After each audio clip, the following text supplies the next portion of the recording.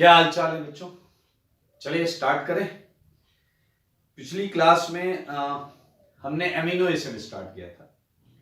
Biomolecule के दो segments थे। एमिनो एसिड स्टार्ट किया था, उसकी डेफिनेशन पढ़ी थी, उसके बारे में इंपॉर्टेंट पॉइंट्स पढ़े थे, छोटे मोटे थोड़े से एग्जांपल्स लिए थे और क्लासिफिकेशन किया था। आपको सीट मिल गई होगी बायोमोलिक्यूल की, उसमें थ्योरी पूरा दिया हुआ है और उसमें मैंने आपको बोला था कि लगभग 21 एमिनो एसिड्स की टेबल है। वो टेबल आपको अपनी थ्योरी कॉपी में बनानी है, ठीक है। 4 कॉलम है उस टेबल में। पहले में नाम है अमीनो एसिड का, दूसरे में शॉर्ट फॉर्म है, नाम का शॉर्ट रिप्रेजेंटेशन, थर्ड में अमीनो एसिड है, फॉर्मूला उसका आई मीन स्ट्रक्चर, फोर्थ में है एक पॉइंट आइसोलेक्टिक पॉइंट, उसे हम आज पढ़ेंगे, ठीक है। तो याद रखें ये 20 से 21 अमीनो एसिड आपकी सीट में है, जैसे आपको अपनी थ्योरी कॉपी में बहुत आराम से तसल्ली से बनाना है और एक हफ्ते के अंदर मतलब 7 दिन के अंदर मतलब 2 से 3 अमीनो एसिड पर डे आपको याद करने। उसमें से 2 3 4 आप रिलेट करते हुए चलिएगा। सारे अल्फा अमीनो एसिड है, तो अल्फा अमीनो एसिड वाला सेगमेंट तो सब में फिक्स होगा। उसके अलावा जो चेन साइड चेन डिफर कर रही है उस पर फोकस करें, आप जल्दी से उसे कर लेंगे, ठीक है। आज हम उसके आगे चलेंगे। आपने पिछली क्लास के बाद वो टेबल बनानी थी और टेबल के बाद अब हमें क्या करना है वो मैं आपको बता रहा हूं मेरे भाई। इसके बाद आपको करना है प्रिपरेशन ऑफ अमीनो एसिड। इसके बाद करना है preparation of amino acid and मेरे भाई ये भी आपका एक तरीके का होमवर्क होगा। प्रिपरेशन ऑफ अमीनो एसिड ये भी एक तरीके का होमवर्क है, बहुत आराम से आप इसे कर सकते हैं क्योंकि यहां जो रिएक्शंस हैं ये सारी रिएक्शंस वो हैं जो आपने पहले पढ़ी हैं, किसी ना किसी चैप्टर में पढ़ी हुई हैं। तो चलिए मैं आपको बताता हूं प्रिपरेशन ऑफ अमीनो एसिड में पहला मेथड, फर्स्ट मेथड है वो है बाय गैब्रियल थैलिमाइड अमीन सिंथेसिस से, ठीक है। अमीन हटा दो, यहां सिंथेसिस कर दो केवल, गैब्रियल थैलिमाइड सिंथेसिस, ठीक है। तो मेरे भाई ये अमीन में पढ़ा था आपने, अमीन का एक बहुत अच्छा मेथड माना जाता था। तो चलिए मैं आपको यहाँ रिएक्शंस दे रहा हूँ, बहुत आराम से कर सकते हैं आप देखिए ये है गैब्रियल थैलिमाइड है, थैलिमाइड, ठीक है। और इस पर आप क्या करें, पहले KOH डाल दें, सॉल्ट बन जाएगा। सेकेंड पर आप क्या करें, एक हैलाइड डालें, ये है आपका COOR, देख सकते हैं आप। और थर्ड पॉइंट क्या है, ये होगा aqueous HCl। Aqueous HCl is nothing, it's a hydrolysis. मेरे भाई आपको याद होगा Cl की जगह NH2 आता था हाइड्रोलिसिस के बाद। जब हाइड्रोलिसिस करेंगे तो ये पार्ट भी हाइड्रोलाइज हो जाएगा। और आपकी जानकारी के लिए बता दूं, आपको यहां आंसर मिलने वाला है ग्लाइसिन, आपको यहां आंसर मिलने वाला है ग्लाइसिन। आप इसे ट्राई कर सकते हैं, बहुत आसान है, इस बिल्कुल रिएक्शन हम पहले कर चुके हैं। तो आप 4-4 लाइन का गैप करके इसका सॉल्यूशन भी करिएगा, ठीक है। ये एक मेथड है अमीनो एसिड के फॉर्मेशन का, चेक करें इसे सारे लोग। अमीनो एसिड का फॉर्मेशन, चलिए एक और करेंगे। मेरे भाई आपको याद हो अगर हम करते हैं तो एक मेथड और है, ये amination of alpha halo acid. मेरे भाई मैं चाहूंगा कि आप थोड़ा सा और ध्यान दें, amination of alpha halo acid. क्या आपको HVZ याद है? HVZ सम सॉर्ट ऑफ, हम इसमें क्या करेंगे, बाय HVZ भी यूज करेंगे। चलो रिएक्शन देखो, मैंने आपको दिया है propanoic acid, look at this, it's a propanoic acid. सबसे पहले आपको इसमें क्या करना है वही बताइए, क्या था, red P Br2, HVZ reaction. और HVZ रिएक्शन के बाद सेकंड नंबर पर आपको क्या करना है, अमोनिया एक्सेस करना है। वैसे भी सोचिए यहां आप NH2 लाना चाहते हैं तो क्यों ना पहले यहां लिविंग ग्रुप क्रिएट कर ले। एसिड के अल्फा कार्बन पे लिविंग ग्रुप क्रिएट करना HVZ का काम। तो मेरे भाई जब ये क्रिएट करिएगा तो यहां Br आ जाएगा और अमोनिया से हमने उसका क्या कर दिया, सब्स्टिट्यूशन। तो मेरे भाई आप देख सकते हैं इस टाइप का अमीनो एसिड मिलेगा। हालांकि यहाँ अमोनियम सॉल्ट होगा, अमोनिया एक्सेस है तो होगा अमोनियम सॉल्ट, लेकिन आप ये समझ पा रहे हैं कि काफी हद तक हम एलेनाइन या एलेनीन तक पहुंच गए हैं। एलेनीन का अमोनियम सॉल्ट है, it's ammonium salt of alanine. ये एक आपका अमीनो एसिड है, काफी पॉपुलर अमीनो एसिड है। एक मैं क्वेश्चन और देना चाहूंगा आपको, ये है डायएथाइल मैलोनेट से, डायएथाइल मैलोनेट से, जिसे हम शॉर्ट में बोलेंगे डैम। क्या है मेरे भाई? डायएथाइल मैलोनेट से डैम बोलेंगे हम। और देखिए जरा इसमें कैसे बनाएंगे हम, ETOOC, ETOOC। इसमें जो बीच में कार्बन है इसके दोनों H एसिडिक है, बीच में जो कार्बन है इसके दोनों H एसिडिक है मेरे भाई। ध्यान से अगर देखें तो हम इसके H को टारगेट कर सकते हैं, इसके H को टारगेट कर सकते हैं, उस H को हटा के वहां हम अपनी मन माफिक चीजें लगा सकते हैं। तो हमें एक तो अमीनो एसिड बनाना है तो NH2 क्रिएट करना पड़ेगा, सही है। और कोई सब्स्टिट्यूएंट और लगाना चाहते हैं आप तो आप वो भी यहां पर बड़े आराम से लगा सकते हैं। चलिए मैं आपको बताता हूं क्या क्या लगा सकते। पहले मैं आपको शॉर्ट फॉर्म में लिख के देता हूं। पहले आप ले लीजिए NaOET। NaOET क्या करेगा, यहां से H लेगा। सेकेंड पॉइंट पर आप क्या कर लें, PHCH2Cl। अब जो माइनस आया है वो SN2 कर लेगा, PHCH2Cl के साथ क्या कर लेगा, SN2 कर लेगा। सारे लोग देखें SN2 करेगा दोस्तों। उसके बाद थर्ड नंबर पर एक और H है, दो H है, दोनों H एसिडिक है, तो हमने फिर NaOET डाल दिया, फिर वो H भी निकला, अभी उधर आ गया माइनस। और मेरे भाई चौथे नंबर पे मैंने डाल दिया Br2। वो जो माइनस है वो Br2 पर SN2 कर लेगा, SN2 कर लेगा तो वहां आ गया Br। क्या आ गया मेरे भाई, Br। Br को NH2 में कैसे चेंज करेंगे, अमोनिया से क्या करा दीजिए बोलिए, अमोनिया से क्या कराना है, SN2। Br हटा NH2 आ गया मेरे भाई। अब देखो ईस्टर को हम हाइड्रोलाइज करें तो एसिड आ जाएगा, एक ही कार्बन पर दो एसिड। याद करो जेंटल हीट करके वो CO2 छोड़ता था। तो 6 पॉइंट पर मैंने क्या कर दिया, हाइड्रोलिसिस। और अगला है मेरे भाई हीट या जेंटल हीट कर सकते हैं। So you would get what, जरा ध्यान से देखना, प्रोडक्ट को एक नजर देखो, मजा आ जाएगा। COOH CH, इसमें होगा NH2 CH2PH। मेरे भाई ये कंपाउंड और इस कंपाउंड में बस फिनाइल का फर्क है। So this is your phenyl alanine, phenyl alanine. ये सारी रिएक्शन, इंटरमीडिएट रिएक्शंस हमने पहले की हुई हैं, इसलिए कोई टेंशन नहीं लीजिए, आराम से हो जाएगा। ओके, ये सब आपकी सीट में। मैं बस चाह रहा हूं कि आप एक बार इसे अपनी कॉपी में भी लिखें और इस पर पेन चलाएं, प्रैक्टिस करें, ठीक है। एक और मेथड मैं आपको बताना चाह रहा हूं, देखें सारे लोग, फोर्थ, ठीक है, फोर्थ मेथड है और इसे बुक्स में बोला जाता है स्टिकर सिंथेसिस। अमीनो एसिड इससे भी बनता है, स्टिकर सिंथेसिस। क्या करते हैं, बहुत आसान है दोस्त, ये तो आपके बाएं हाथ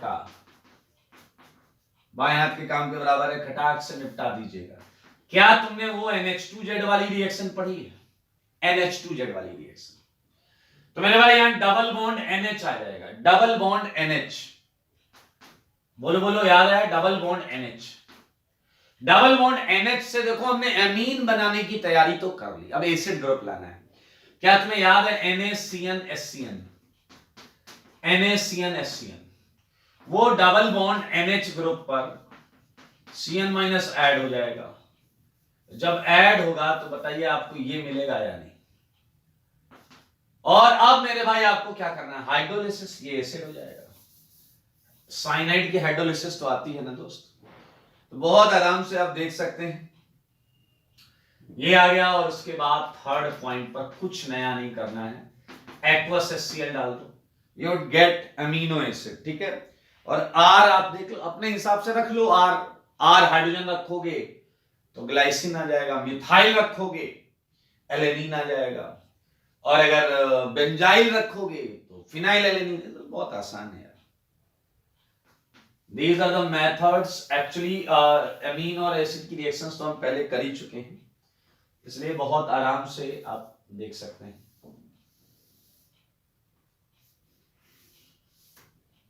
ठीक है, एक और रिएक्शन है, उसके बाद हम बहुत इंटरेस्टिंग पॉइंट करेंगे। याद रखना इन सारी रिएक्शंस को आप लोग कंप्लीट करेंगे, ये नाम याद रखने की बहुत ज्यादा जरूरत नहीं है। कूप सिंथेसिस, आइए कूप सिंथेसिस में देखिए हम क्या करने वाले हैं, सारे लोग देखिएगा। HBZ इसमें इन्वॉल्व है, HBZ starting with a acid like CH3 COOH। सारे लोग देखो, पहला है रेड PBr2, यहां Br लग गया, यहां लग गया Br। अब Br लगने के बाद एक याद करो, हमने पढ़ा था ऑक्सीडेशन ऑफ एल्कोहल में एक ऑक्सीडेशन था बाय DMSO सोडियम बाइकार्बोनेट। याद करो THCl DMSO सोडियम बाइकार्बोनेट। तो मेरे भाई Br को हम केवल DMSO बाइकार्बोनेट से ऑक्सीडाइज कर सकते हैं। तो पहले लगा होगा Br, उसके बाद हो गया ऑक्सीडेशन, तो मेरे भाई ये आ गया C double बॉन्डो C double OH। अब मुझे यहां एमीन क्रिएट करना है, एमीन। तो मेरे भाई मैं NH2Z वाली रिएक्शन ले सकता हूं, तो यहां डबल बॉन्ड NH आ जाएगा। तो मैंने थर्ड पर डाल दिया है अमोनिया, अब यहां क्या आ गया, डबल बॉन्ड N टाइप का। डबल बॉन्ड को सिंगल बॉन्ड में रिड्यूस करना है, तो मेरे भाई आप ले सकते हैं SBH and you would get glycine here. Red PBr2 क्या करेगा बताओ जरा, रेड PBr2 यहां Br लगाएगा अल्फा पर, HBZ है। DMSO बाइकार्बोनेट क्या करेगा, उसे डबल बॉन्ड O बनाएगा। अमोनिया क्या करेगा, NH2Z वाला डबल बॉन्ड N बनाएगा, और SBH इमीन को एमीन में रिड्यूस कर देगा, सो यू गेट ग्लाइसिन। ध्यान से देखें सारे लोग, बोर्ड पर देखें, 5 रिएक्शंस हैं, इन्हें पूरा कर लीजिएगा। वैसे आंसर्स तो पता ही है आपको, फिर भी इन्हें ध्यान से देखें। आइए बच्चों, तो हम एमिनो एसिड के बारे में बेसिक्स जान चुके हैं, उसमें बहुत सारी एक टेबल में हमने बहुत सारे एमिनो एसिड्स लिख भी लिए हैं, और एमिनो एसिड्स को बनाया कैसे जाता है उस पर भी हमने बात कर ली। मेरे भाई अब हम बात करेंगे एमिनो एसिड्स की कुछ फिजिकल प्रॉपर्टीज के बारे में। ठीक है, so let's start it. Heading डाल लें, सारे लोग हेडिंग डाल लें, physical properties of amino acids. अब यहां पर बात होगी जो हमने पिछली क्लास में बात की थी, उस पर थोड़ी सी बात करेंगे। सारे लोग देखिए, starting it with physical properties of amino acids.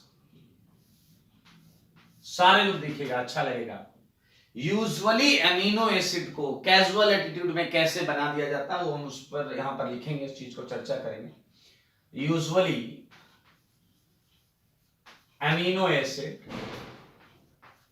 Is represented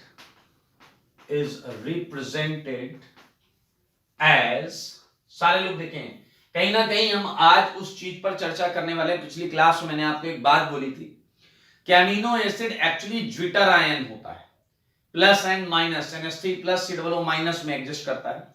तो आज हमें वो फैक्ट्स पता चलेंगे जो कि फिजिकल प्रॉपर्टीज में है, केमिकल प्रॉपर्टीज में है, जिनसे हमें ये साफ साफ समझ में आ जाएगा कि भाई साहब नहीं होता जिस तरीके से हम मानते हैं एमिनो एसिड को। Usually amino acid is represented as RCH NH2COOH। ठीक है, ये हम यूजुअली मानते हैं कि ऐसा होता है एमिनो एसिड। लेकिन यहां मैं पॉइंट वाइज कर लेता हूं, ये पॉइंट नंबर 1, पॉइंट नंबर 2 ध्यान से सुनना।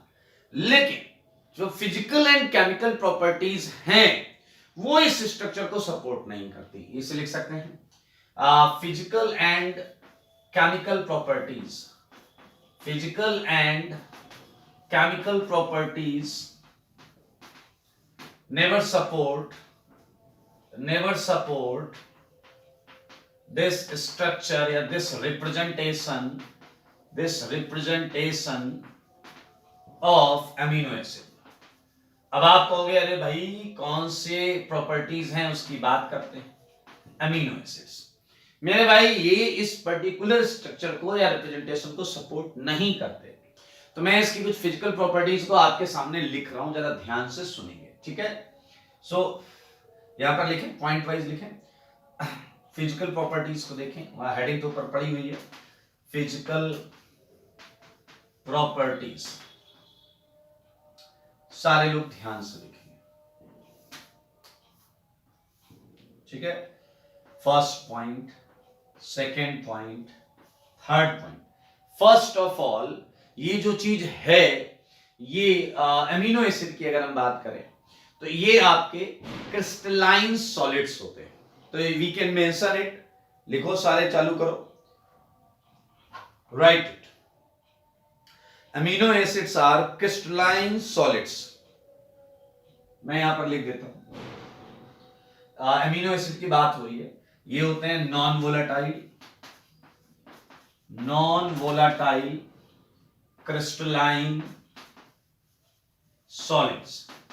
चलिए अभी धीरे धीरे पॉइंट्स, एक एक पॉइंट हम लिखेंगे, उसमें आएगा ये।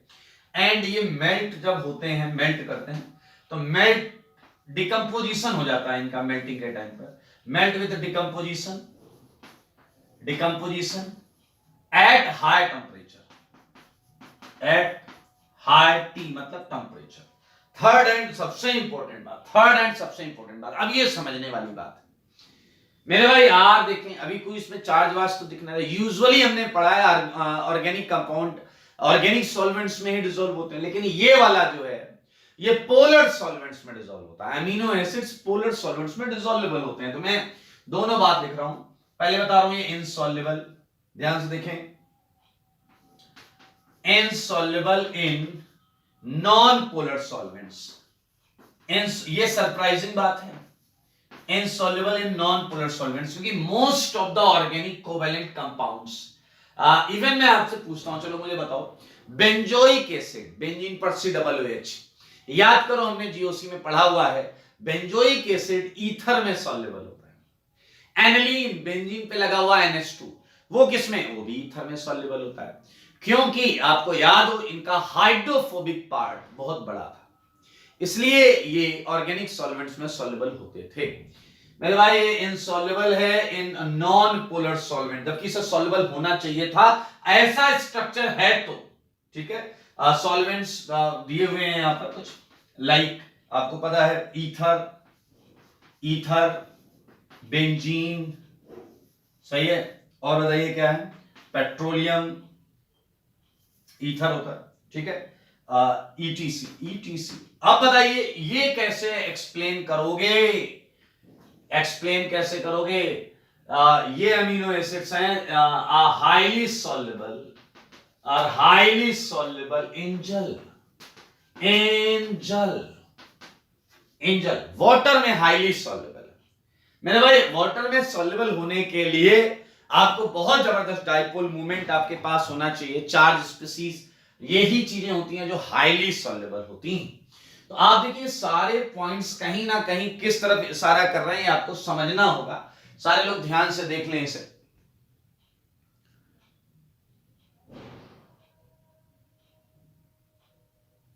चलें आगे। ओके, अब एक चीज देखें, अगर इसका एक्वस सॉल्यूशन लिया जाए, अमीनो एसिड का एक्वस सॉल्यूशन, सारे लोग देखें, aqueous solution of amino acid, aqueous solution of amino acid जो होता है ये बहुत ज्यादा डाइपोल मोमेंट शो करता है, ठीक है। Aqueous solution of amino acids so high dipole moment. अभी बात करेंगे इसकी और मेरे भाई एक इंटरेस्टिंग बात है, अगर हम मान लें अगर हम मान लें कि ये स्ट्रक्चर सही है, अगर हम मान लें ये स्ट्रक्चर सही है, तो कुछ पीके वैल्यूज को देखते हैं। लाइक स्ट्रक्चर मैंने आपको दिया है RCH, इसी को ले लेते हैं NH2COOH, ठीक है। एक ये स्ट्रक्चर है, और मेरे भाई एक मैंने इसका ज्विटर आयन ले लिया, जिसकी हम पैरवी कर रहे हैं उतनी देर से, NH3+COO-। क्लियर? मेरे भाई एक बात बताओ, नॉर्मली बेंजोइक एसिड का आप देखें पीके कार्बोक्सिलिक एसिड का 10 की पावर -5 -4 के ऑर्डर का होता है। मेरे पास वैल्यूज हैं, मैं वैल्यूज आपको बताता हूं, ध्यान से देखिएगा। नॉर्मली वैल्यूज किसके आसपास की होती है? नॉर्मल केस में अगर हम बात करें के एंड केबी की, तो ये मैं यहां मेंशन कर दे रहा हूं, ठीक है। एमिनो एसिड ये है आपका, ये एमिनो एसिड है, और ये इसकी ज्विटर आयन फॉर्म है, ज्विटर आयन फॉर्म। सारे लोग देखिएगा, तो for normal acid and bases, ठीक है, फॉर नॉर्मल COOH, सारे लोग देखें, Ka का order, and for normal NH2 Kb का ऑर्डर। पहले हम ये देखते हैं, ठीक है। ये डेटा आपने फिजिकल केमिस्ट्री में बहुत यूज किया होगा, केमिकल इक्विलिब्रियम में। तो जो याद आ रहा है 10 की ये होता था आपका, इट वाज पीके होता था 4.18, पीके होता था 4.18, ये ऑर्डर में होता था समथिंग इनटू 10 की पावर -5 के ऑर्डर में होता था, और NH2 का Kb 10 की पावर -4 के ऑर्डर का होता था। ये है 10 की पावर -5 के ऑर्डर का, नॉर्मल केस में, अमीनो एसिड का नहीं बता रहा, नॉर्मल केस में फॉर अमीनो एसिड। आओ अब ये देखो और इस डेटा को एक्सप्लेन करने का प्रयास करो। फॉर अमीनो एसिड, सारे लोग सुनना, Ka जो आ रहा है और Kb जो आ रहा है, मैं यहां लिखूंगा दोनों K एंड Kb। तो अगर हम अमीनो एसिड के K की बात करें, तो अब आप देखिए ये इतना कम आ रहा है मेरे भाई, इतना कम कुछ कहने को नहीं। इट इज 1.6 इंटू 10 की पावर -10, ये देखो। एंड Kb जो आ रहा है, Kb की वैल्यू को देखें, ये 2.5 इंटू 10 की पावर -12। अब सारे सोचो कि भाई साहब NH2COOH जब नॉर्मल केस में है, जब NH2COOH नॉर्मल केस में है, तो भैया K 10 की पावर -5 यहां एमिनो एसिड के अंदर 10 की पावर -10, और Kb है 10 की पावर -4, यहां कितना हो गया 10 की पावर -12। इतना फर्क तो नहीं आ सकता, इतना फर्क नहीं आ सकता। इसका मतलब ये ग्रुप ऐसे नहीं है जैसे इसमें दिख रहे हैं। These values actually suggest this structure. ये जो वैल्यूज हैं ये इसे सजेस्ट कर रही हैं। दरअसल ये Ka की वैल्यू COOH के लिए नहीं है, ये Ka की वैल्यू NH3+ के लिए है, और ये Kb की value it is not in favour of NH2. It can be explained when we are considering this value for COO-, because this is the basic group and this is the acidic group for this particular representation. ये values खुद इस structure को discard करते हैं, क्योंकि normally NH2COOH का Ka Kb ये होना चाहिए। तो मेरे भाई hence proved we can say that these values, कौन कौन सी वैल्यूज मेरे भाई, वाटर के अंदर सॉल्बिलिटी, हाई डाइपोल मोमेंट का होना, और Ka Kb का ये ऑर्डर क्लियरली प्रूफ करता है that amino acid exist in zwitter ion form. ये है एक्चुअल फॉर्म। ये तो हम बना देते हैं, जल्दीबाजी में बना देते हैं, but this is right. So we can mention here that all physical and chemical properties suggest या can be explained only by Zwitter ion form of amino acid. So I think it's clear. Zwitter ion form of amino acid. Look at board, मैं इसे हटाऊंगा ताकि हम आगे का segment पढ़ें।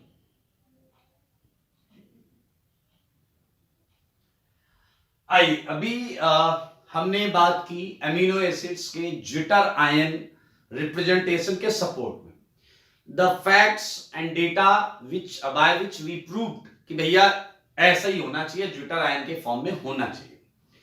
अब मेरे भाई जब हम किसी अमीनो एसिड को एक्वस सॉल्यूशन में लेते हैं तो मेरे भाई हम मीडियम कंट्रोल करके ये देख सकते हैं कि zwitter ion form amino acid का वो चेंज हो सकता है।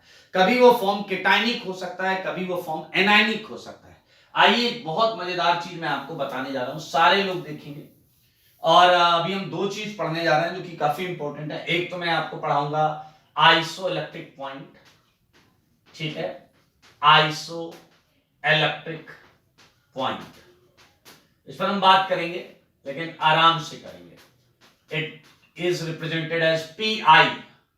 अब आपको ये क्या है, फास्फोरस और आयोडीन? नहीं, फास्फोरस आयोडीन नहीं है। Do you know pH? PH value, pH value की तरह पीआई है, ठीक है, आइसो इलेक्ट्रिक पॉइंट के लिए। अभी हम बात करेंगे इस पर, धैर्य के साथ करेंगे, एकदम रिलैक्स। अभी मैं जो बता रहा हूं सुनिए। मान लीजिए मैंने आपको अमीनो एसिड दिया, एक simple amino acid. Look at board कि हमारे पास है ये एक अमीनो एसिड, मैं आपको देता हूं R C H, this is your NH3 plus, okay, and this is your COO minus. Zwitter ion असलियत यही होती है, हमने प्रूफ कर लिया, हमने बात कर ली। नाउ टेल मी कि अगर ये NH3 प्लस H प्लस छोड़ता है, यानी कि we are using basic condition, obviously we are using basic condition, अगर ये H प्लस छोड़ता है तो सच सच बताओ आपको क्या मिलेगा? ये आपको ये देगा या नहीं देगा? सारे लोग देखो, अगर ये H प्लस छोड़ता है तो ये किस कंडीशन में छोड़ेगा? मैं बेस लेकर आऊं, बेसिक कंडीशन, पीएच बढ़ाओ, पीएच बढ़ाओ। जैसे ही पीएच बढ़ाओगे तो मेरे भाई यू वुड गेट, इसका डिसोसिएशन कांस्टेंट मैं लगा दे रहा हूं, कुछ आप यहां लिख सकते हैं Ka2 या Ka1, कुछ भी लगा सकते। ये H प्लस निकला, ये H प्लस निकला, ये आ गया। सोचो जरा अगर मैं और एसिडिक कंडीशन लाऊं, और एसिडिक कंडीशन, अगर मैं और एसिडिक कंडीशन लाऊं तो ये H प्लस लेकर आपको क्या दे सकता है? RCH NH3 plus and COOH। ये सारी चीज आराम से देख सकते हैं। या इधर से अगर मैं देखूं, इधर से देखो, ऊपर वाला मैंने लाइन ऊपर बनाई है, आई मीन बैक बनाई है, तो मैं इसे ऐसे कर सकता हूं। आई डोंट थिंक कि आप इसमें कोई कंफ्यूजन है आपको, सेम चीज ही लिखी है दोस्त, सेम चीज लिखी है, इसे ऐसे देख लो। Look at this amino acid, ये कब है? ये है हाईली एसिडिक कंडीशन में, ये है हाईली एसिडिक कंडीशन। पीएच बढ़ाओ, H प्लस छोड़ेगा, यहां आएगा, और पीएच बढ़ाओ और H प्लस छोड़ेगा, यहां आएगा। तो सारे लोग देख सकते हैं, this is your zwitter ion of amino acid. ये माइनस यहां बना लीजिएगा, ये है आपका zwitter ion, zwitter ion. PH हमने बढ़ाया तो ये इधर आया, पीएच हमने घटाया तो ये इधर आया। ओके, तो मेरे भाई ये रीजन है कि एक्वस सॉल्यूशन के अंदर ये केटाइनिक फॉर्म में रह सकता है। What do you mean by cationic? There is a net plus charge. ये एक्वस सॉल्यूशन में एनायनिक फॉर्म में रह सकता है, look at this, net negative charge. और ये ज्विटर आयन फॉर्म में भी रह सकता है। तो मेरे भाई आपका एक्वस सॉल्यूशन जो अमीनो एसिड का है, अमीनो एसिड का एक्वस सॉल्यूशन कैसा बिहेव करेगा, ये डिपेंड करेगा उस समय पीएच क्या मेंटेन कर रखा है आपने। अगर बहुत कम पीएच होगा तो मेरे भाई केटाइनिक फॉर्म डोमिनेट करेगी, केटाइनिक फॉर्म डोमिनेट करेगी। बहुत ज्यादा पीएच रखा तो मेरे भाई एनायनिक फॉर्म डोमिनेट करेगी, एनायनिक फॉर्म। पीजे वाले ने कहा भैया अगर हम बीचों बीच का पीएच रखें, एक बैलेंस्ड पीएच रखें, तो उस समय ज्विटर आयन डोमिनेट करेगा, उस समय ज्विटर आयन डोमिनेट करेगा। इस चीज को समझे, बहुत आसान है। तो मेरे भाई ये है कैटायन, देख सकते हैं आप, ये है एनायन। मेरे भाई अब देखें, ये कैटायन भी एक बहुत बढ़िया वाला कैटायन है, इसमें नेट चार्ज है +1, यहां नेट चार्ज है 0, यहां नेट चार्ज है -1, आप देख सकते हैं। तो मेरे भाई 0 तो प्लस और -1 के बीच में ही आएगा। +1 से हमने पीएच बढ़ाया, यहां आए और यहां, समझे इस बात को। तो मैं इन दोनों के लिए इक्वेशन लिख सकता हूं, डिसोसिएशन कांस्टेंट की इक्वेशन लिखिए। अब मान लेते हैं ये है Ka1। अच्छा, तो ये K1 किसका डिसोसिएशन कांस्टेंट है? COOH। किसका डिसोसिएशन कांस्टेंट है? COOH का। तो बताइए जरा, Ka1 अगर मैं लिख रहा हूं इसके लिए, तो एक तो H+ आएगा, राइट हैंड साइड में H+, एक क्या है बताइए, ज्विटर आयन है, मैं Zi से लिख रहा हूं zwitter ion, this is your zwitter ion Zi, और ये है आपका केटायन, तो मैंने C लिखा ब्रैकेट में, इट्स ओनली C केटायन, और ये है आपका फर्स्ट इक्वेशन। ऐसे में सेकंड के लिए अगर लिखूं Ka2, so think about first की Ka2 क्या था, Ka2 है NH3 प्लस का डिसोसिएशन, NH3 प्लस का, okay, so what would be that, बताइए, H+ आएगा, इसमें भी H+ आएगा, कोई दिक्कत नहीं, एनायन आएगा, आप देखें एनायन आएगा, एनायन, और नीचे क्या आएगा, ज्विटर आयन, सो ये देखिए zwitter ion, okay, it's equation 2, बहुत आराम से देखिए, बहुत इजी है, ये इक्वेशन 2 है, ठीक है।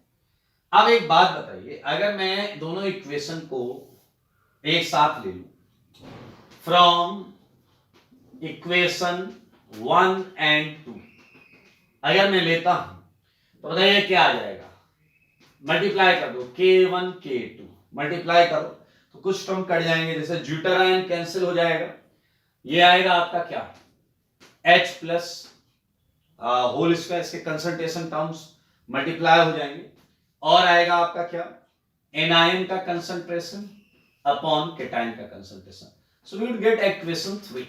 सारे लोग ध्यान से देखें, ये एक इक्वेशन मेरे भाई, अब बहुत आराम से समझें जरा कि इस इक्वेशन को हम अभी और क्या करेंगे, नॉर्मल करेंगे, इजी करेंगे, थोड़ा सुंदर फॉर्म में दिखेगा, बट पहले यहां देख लें, आपको बहुत कुछ समझ में आना चाहिए। ये लो पीएच कंडीशन है, ये लो पीएच कंडीशन है, यहां पर आप देख सकते हैं, ये लो पीएच है, ये हाई पीएच है, ठीक है, और ये एक ऐसा पीएच है, ये एक ऐसा पीएच है जहां पर आपका ज्विटर आयन एग्जिस्ट करता है, जहां ज्विटर आयन, तो मेरे भाई वो पीएच जो होता है जहां आपका amino acid mainly zwitter ion के फॉर्म में एग्जिस्ट करे, उसी को बोलते हैं पीआई, उसी को बोलते हैं आइसोलेक्टिक पॉइंट। थिंक अबाउट दिस, बहुत आराम से, एक ऐसा पीएच जब नेट अमीनो एसिड जो है वो ज्विटर आयन के फॉर्म में डोमिनेट करता है, उसी को हम आइसोलेक्टिक पॉइंट बोलते हैं। तो मेरे भाई लिख सकते हैं इसे, it is a pH at which, सारे लोग देखें, it is a pH at which, मैं यहां पर बातें लिख रहा हूं, सारे लोग देखें, फर्स्ट पॉइंट, एक ऐसा pH जिसपे amino acid exist as zwitterion, better होगा कि मैं और क्लियर लिखूं, amino acid mainly exist as a zwitterion. बहुत मजेदार चीज है, ध्यान से सुनना। अच्छा एक बात बताओ, ये एक ऐसा पीएच है जब आपका अमीनो एसिड कैसा एग्जिस्ट करता है, ज्विटर आयन जैसा। चलो बताओ, इससे कम पीएच पर ये सीन होगा, इस पीएच से कम पीएच पर ये वाला सीन होगा। क्या यहां अमीनो एसिड केटायनिक है? क्या यहां अमीनो एसिड केटायनिक है? तो चार्ज है इसके ऊपर, और इससे ज्यादा पीएच पर भी चार्ज आ रहा है। तो क्या मेरे भाई बताओ, इन केसेस में लो पीएच और हाई पीएच, आइसोलेक्टिक से पीछे, आइसोलेक्टिक के आगे, क्या अमीनो एसिड मूवमेंट करता होगा सॉल्यूशन के अंदर या नहीं? ये चार्ज पार्टिकल्स हैं। मान लीजिए कंटेनर में अमीनो एसिड पड़ा है, एक कंटेनर में अमीनो एसिड पड़ा है और वो लो पीएच पर है, तो मैंने भाई इस पे प्लस चार्ज होगा, केटायनिक चार्ज होगा। अब अगर मैं उस सॉल्यूशन को इलेक्ट्रिक फील्ड में रखूं, मैं उस पे फील्ड इंपोर्ट करूं, एक्सर्ट करूं, तो क्या उसके केटायनिक मॉलिक्यूल्स जो हैं वो मूव करना चालू करेंगे या नहीं? बिल्कुल करेंगे। उसी तरीके से एनायनिक, अगर हमने आइसोलेक्ट्रिक पॉइंट से ज्यादा पीएच रखा है, तो ये वाले भी क्या करेंगे? ये भी इलेक्ट्रिक फील्ड के इन्फ्लुएंस में मूव करेंगे। सोचो, अगर इलेक्ट्रिक फील्ड तो है, लेकिन आपका पीएच है वो पीआई के बराबर है, आइसोलेक्ट्रिक पॉइंट के बराबर है, तो मेरे भाई अब मूवमेंट नहीं होगा, क्योंकि आपका मैक्सिमम तो नेट चार्ज 0 लेकर बैठा है। Maximum amino acid zwitter ion form में, वो नेट चार्ज 0 लेकर बैठा है, तो भैया मूवमेंट नहीं मिलेगा। एक ने कहा कुछ तो केटायन होगा, कुछ तो एनायन होगा, आई एग्री। जितने भी केटायन होंगे वो मूव करेंगे तो एनायन भी उतने ही एनायन को भी मूव करना पड़ेगा, नेट बैलेंस दिखाना पड़ेगा। आइसोइलेक्ट्रिक एक ऐसा पॉइंट होता है जहां नेट मूवमेंट नहीं होता। देखें नेट वर्ड यूज कर रहे हैं। Amino acid mainly exist as a zwitterion. Second point सारे लोग देखें, नो नेट मूवमेंट। समझे? अगर थोड़ा केटायन कंसिडर किया है तो मेरे भाई इस पीएच पे केटायन का कंसंट्रेशन एनायन के कंसंट्रेशन के बराबर होगा। At this point, isoelectric point, concentration of cation would be equal to concentration of anion. तो that's very easy. करें, आगे बढ़ें तो यहां से निकाल ले आइसोइलेक्ट्रिक पॉइंट। देखिए आइसोइलेक्ट्रिक पॉइंट सारे लोग देखिएगा, मैं इसी में लॉग ले रहा हूं। लॉग लेना आता है, लॉग के a1 प्लस आ जाएगा लॉग के a2, इधर क्या आ जाएगा twice of log h plus log of a upon C. मेरे भाई एक माइनस से मल्टीप्लाई कर दे। अगर एक माइनस से मल्टीप्लाई करेंगे तो ये हो जाएगा pk1, ये हो जाएगा pk2, ये हो जाएगा ट्वाइस ऑफ ph, फॉर्मूला पता है ना, ph minus of log h plus, and ये आ जाएगा आपका plus log of c upon a।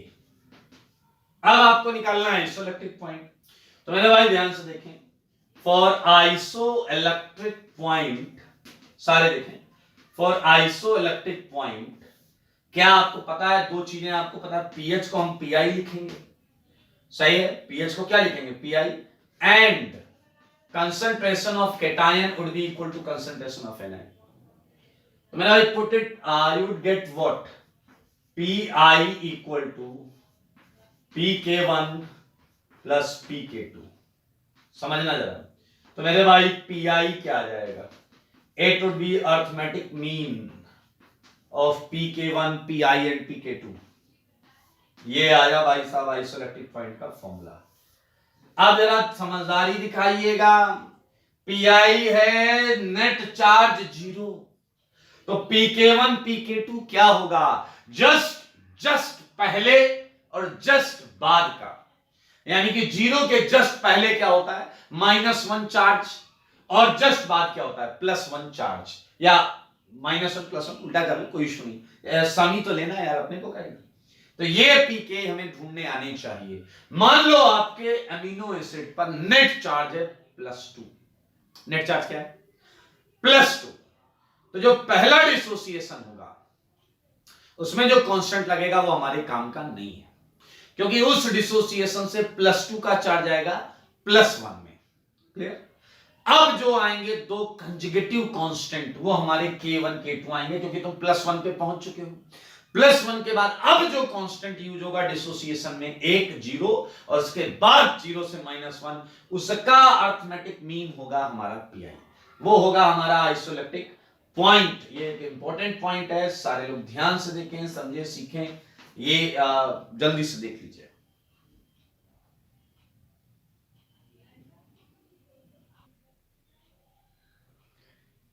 आइए बच्चों, तो आइसोइलेक्ट्रिक पॉइंट के बारे में हमने अभी भी पढ़ा। अभी हम कुछ क्वेश्चंस भी करेंगे इस पे, एकदम रिलैक्स हो जाए। पहले कुछ पॉइंट्स लिख लेते हैं हम इससे रिलेटेड। मेरे भाई एक चीज थी जो मैंने बीच में बोला, मूवमेंट की बात इलेक्ट्रिक फील्ड में। ये एक छोटा सा टॉपिक है, मैं चाहूंगा आप लोग इसे समझें। ये है इलेक्ट्रोफोरेसिस, ये है इलेक्ट्रोफोरेसिस, बहुत simple. Movement of charge particle, movement of charge particle under influence of electric field, under influence of electric field is known as electrophoresis। उस प्रोसेस को हम बोलते हैं इलेक्ट्रोफोरेसिस, वही जो मैंने अभी बताया था।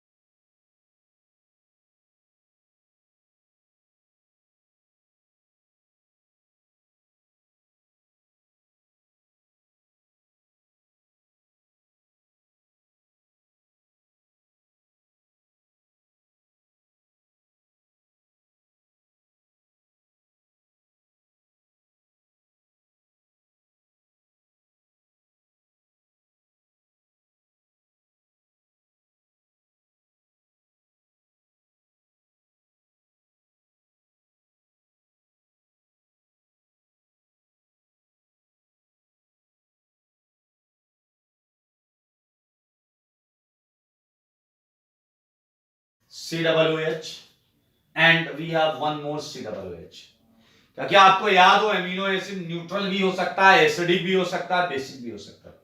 So in this case we would have pK equal, ये X है इसका pK, इसका pK Y है और इसका pK Z है. ठीक है, तो आपको सोचना पड़ेगा ध्यान से कि कौन सा pK लेना है कौन सा नहीं. Let's start with one more question. एक और करते हैं, बेसिक वाला भी है. COOH NH3 plus and we have site NH3 plus. ये देखिए, अब फिर से 3 pK ले लेते हैं. इसका pK, हालांकि आपको पेपर में इनकी वैल्यू मिलेगी तो वैल्यू देखकर आपको समझ में आ जाएगा कौन सा ज्यादा एसिडिक है कौन सा कम एसिडिक है, बट मैं यहां आपको कॉमन सेंस पर छोड़ रहा हूं कि आप पता कर सकते हैं कौन सा ज्यादा एसिडिक कौन सा कम एसिडिक. चले चालू करें. I think A is the easiest part. A बहुत आसान है. ए में पीआई निकालना हलवा है. इसका पीआई क्या आएगा बताओ. It would be simply x plus y by 2. किसी को डाउट है क्या? किसी को डाउट है क्या? किसी को डाउट है क्या? इसका पीआई आएगा x plus y by 2. Formula निकाला था हमने pk1 प्लस pk2 बाय 2. मैंने भाई कैसे किया, क्या किया, ध्यान से सुनना. सबसे पहले नेट चार्ज देखना है. Net charge +1. क्या आपको याद है आपका +1 और -1 इसी के बीच के 2 pK चाहिए. +1 से 0, 0 से -1 इसी के 2 pK चाहिए. अगर तुम +3 से स्टार्ट करते हो तो +3 से +2 के बीच वाला pK अपने काम का नहीं. +2 से +1 वाला भी pK अपने काम का नहीं. +1 से 0 और 0 से -1 इन्हीं 2 pK का एवरेज लेना है. आ जाओ. Now look at this question. Okay, look at this question. B part. We have 3 pK values. Okay, भूल जाओ, पहले बताओ नेट चार्ज कितना है. Net charge +1. देखो पूरा नेट चार्ज +1. तो ये क्लियर है कि अगले 2 pK जो +1 से 0, 0 से -, वही अपने काम के. अगले 2 pK कौन से होंगे? जो ज्यादा एसिडिक ग्रुप्स होंगे वही जल्दी H+ छोड़ेंगे. सो आई थिंक कोई भी बता सकता है सबसे ज्यादा एसिडिक तो यही दोनों होने वाले हैं. सबसे ज्यादा एसिडिक तो यही दोनों होने वाले हैं. तो मेरे भाई क्या आप समझ गए हैं? बातों ही बातों में पीआई आ चुका है y plus z by 2. There is no any role of x in isoelectric point of B, क्योंकि देखो नेट चार्ज है +1. तो पहले h ये छोड़ेगा, फिर h ये छोड़ेगा, तो हो गया ना यार +1 से 0, 0 से -1 इनका एवरेज आ गया. थर्ड वाला आप बता दो. थर्ड वाला आप बता दो. C वाला नेट चार्ज कितना है? पहले नेट चार्ज देखो. नेट चार्ज 2 + 2 है नेट चार्ज. तो भैया पहला पीके बर्बाद होने वाला है क्योंकि वो +2 से +1 जाने वाला है. पहला H+ कौन छोड़ेगा? ये छोड़ेगा. सबसे ज्यादा एसिडिक ये बर्बाद हो गया. बाकी कौन से बचे? X and Z. समझदार के लिए काफी इशारा. आप बोलो तो बता दूं दोबारा. नेट चार्ज है +2. तो पहले ये +2 से pH बढ़ाओगे तो +1 में जाएगा. तो सबसे पहले H+ ही छोड़ेगा, सबसे ज्यादा एसिडिक. अब आया +1. जब यहां माइनस आ जाएगा तो 2 + 1 में +1 है. +1 के आगे तो यही 2 pK हैं अपने. तो ये पीआई बहुत आसान, बहुत सिंपल होता है. ध्यान से देख लें, दोबारा सुन लेंगे. अगर आपको लगता है कुछ कम रह गया तो दोबारा वीडियो को पीछे करके आप देख लें. ओके, सो इलेक्ट्रोफोरेसिस और आइसोइलेक्ट्रिक पॉइंट के मैंने कुछ क्वेश्चंस कराए यहां पर.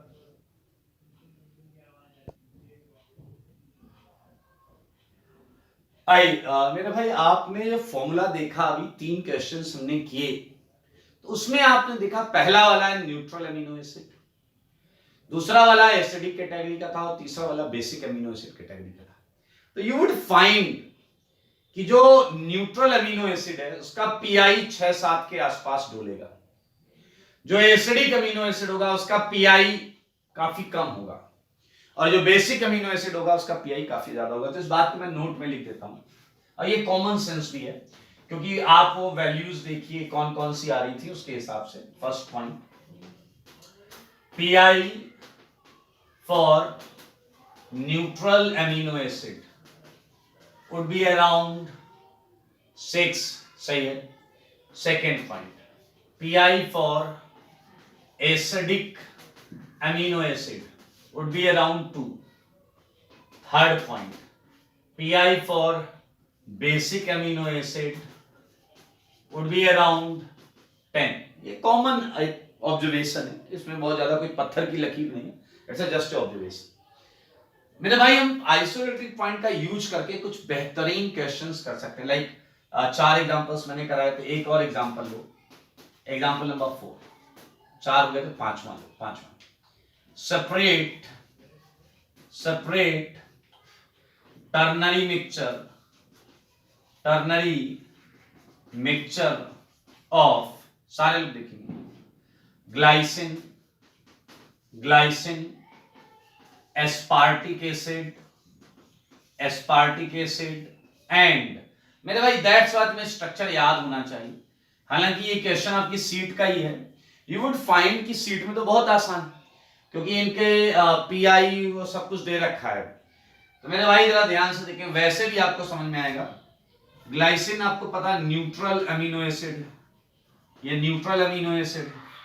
एस्पार्टिक एसिड जो है वो एसिडिक अमीनो एसिड है, और आर्जिनिन जो है वो बेसिक अमीनो एसिड है।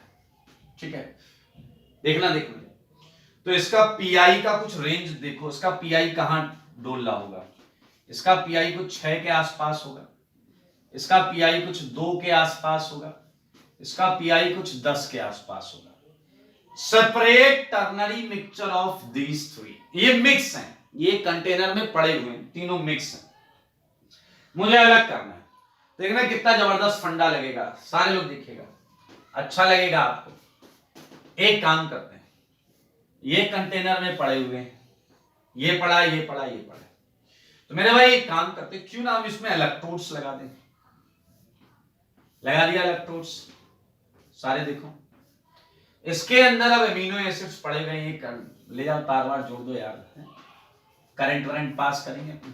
आइए मेरे भाई, इस कंटेनर में क्यों ना मैं pH इक्वल टू, ध्यान सुना, मैं एक काम कर लूं, pH 5 मेंटेन कर लूं।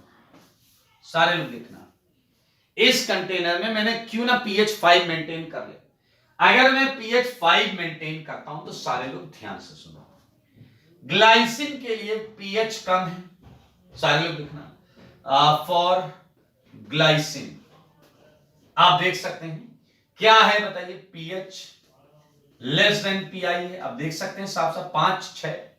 तो यहां ग्लाइसिन पर कैसा चार्ज होगा, कैटायनिक होगा। ग्लाइसिन कैसा होगा, कैटायनिक। आपको याद होगा pi less than pH. Same sense में आप सोच सकते हैं, अगर मैं ले लूं फॉर एस्पार्टिक एसिड, इसका तो और कम है, पीएच और पीआई कुछ नहीं, ये तो गलत है ना।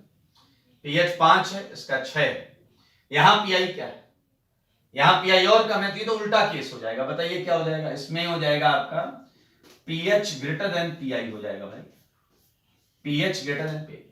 पीएच ग्रेटर देन पीआई है तो बताओ एस्पार्टिक एसिड कैसा हो जाएगा, नेट चार्ज, एस्पार्टिक एसिड पे नेट चार्ज कैसा होगा, एनायनिक हो जाएगा। अब बात करते हैं बेसिक अमीनो एसिड आर्जिनिन की।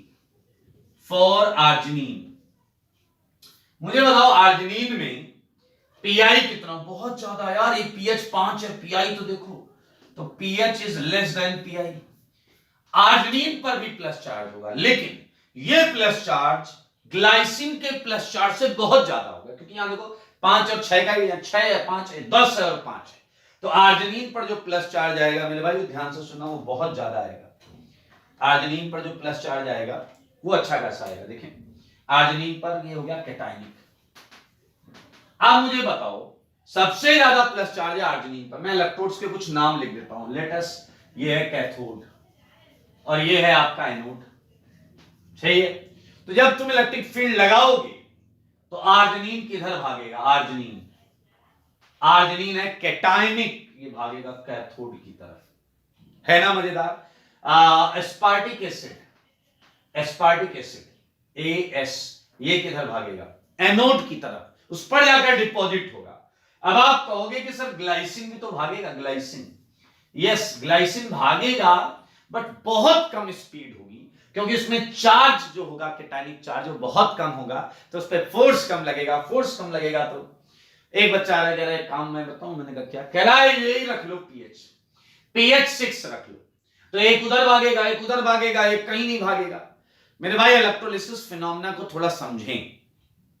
सेपरेशन के लिए जो चीज है उसे हमें इलेक्ट्रोड्स पर डिपॉजिट कराना पड़ता है, इलेक्ट्रोड्स पर डिपॉजिट कराना पड़ता है। तो आर्जिनिन डिपॉजिट होगा, एस्पार्टिक एसिड पहले हम उसे अलग करेंगे, फिर हम ग्लाइसिन को भी डिपॉजिट करवा लेंगे। दैट्स व्हाई हमें थोड़ा सा डिफरेंट पीएच रखना होता है। That's one of the question and it is also given in your seat with proper explanation and solution. That's आसान। एंड ये देख लीजिएगा, बहुत आसान क्वेश्चन, बड़ा स्मार्ट तरीका भी है। मेरे भाई हम बात करेंगे रिएक्शंस ऑफ एमिनो एसिड्स। मेरे भाई यहां एडवांस में क्वेश्चन आ चुका है, रिएक्शंस ऑफ एमिनो एसिड। अब बताओ, एमिनो एसिड के अंदर एक्चुअली दो ग्रुप है, एक एमीन और एक एसिड। तो ये रिएक्शंस भी डबल शो करेगा, एमीन की भी रिएक्शन शो करेगा, एसिड की भी रिएक्शन शो करेगा। तो मैं यहां लिख सकता हूं since amino acid contains both amine and acid groups, सही बात है, hence it shows reactions of both functional groups, दोनों फंक्शनल ग्रुप की रिएक्शन शो करता है। तो एक एक करके करेंगे, एक एक करके, ठीक है। पहला क्या है, रिएक्शंस ऑफ एमीन की करें रिएक्शन, एमीन की बहुत इंपॉर्टेंट है दोस्त, बहुत इंपॉर्टेंट। फर्स्ट रिएक्शन अब इजी, फिक्स उसमें ले लो, चाहे आप वेजन डायस में लेना है, वेजन डायस में ले लो, ये NH2, ये COOH। एमीन की लेनी है तो आप बताओ कौन कौन सी रिएक्शन करें। मैं रिएक्शंस में एक तो NGP वाला सेगमेंट है,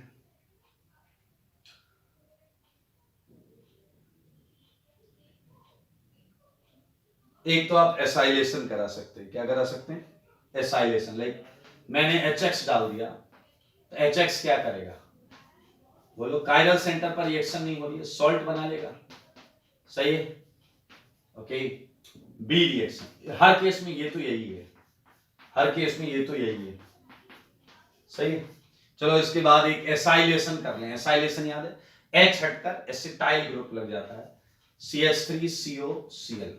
मेरे भाई याद रखना ये भी N रिएक्शन करेगा, तो कायरल सेंटर पे कोई चेंज नहीं होता, NHCOCH3 and it is COOH, सही है। और बताओ एक वो कर लो यार, डायजोटाइजेशन का बहुत मन हो रहा है, आप एसाइलेशन एसिटिक एनहाइड्राइड से भी करा सकते हैं, Cl की जगह एसीटेट लीविंग ग्रुप है। एक ये देखो मेरे भाई, ये क्वेश्चन मैंने हालांकि अमीन में आपको कराया भी है, NaNO2HCl, NOCl ले लो या NOBr ले लो। मेरे भाई आपको ये समझना होगा, NaNO2HCl इसे लीविंग ग्रुप बनाएगा N2 और फिर वहां OH लगाएगा, लेकिन इस पूरे प्रोसेस में जब ये N2 बन जाएगा तो एक्वस कंडीशन होती है, COOH COO माइनस बन के NGP करके N2 को हटाएगा और आपका वाटर COOH को वहां से हटाएगा, यानी कि आपका जो आंसर आता है ना मेरे भाई, वो NGP रिटेन्ड आता है, रिटेन्ड आता है, याद रखना, यही है खूबसूरती। NGP हुआ है, आखिरी के तीनों में NGP हुआ है, समझ लो इस बात को, और ये आंसर तो सेम है। ये रिएक्शन है due to amine group. Amine group में आपने जो जो रिएक्शंस पढ़ी, बाकी आपको जो जो रिएक्शंस आती है एमीन की, वो सारी यहां लगेगी, बिल्कुल टेंशन मत लेना, वो सारी रिएक्शंस यहां लगेंगी, देख लो भाई, टेंशन मत लो। एक और फंक्शन ग्रुप है इसके अंदर, वो एसिड, तो क्या हो जाएगा, रिएक्शंस ऑफ COOH ग्रुप, ठीक है, ABCDEF। Look at G,